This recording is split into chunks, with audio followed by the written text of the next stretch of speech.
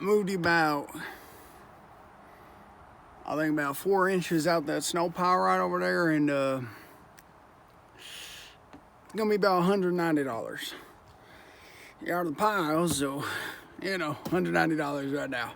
And I know it's quite a bit, but I gotta pay for gas.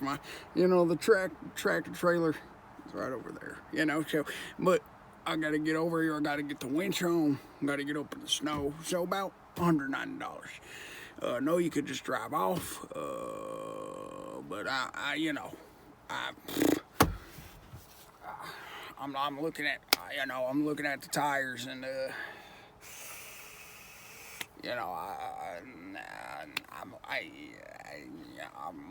just $109. So, I'll take that whenever, right about now. I can't go nowhere. I can't really bill you, so that's just that. Hey, that's just lay of the land, because I'm you know,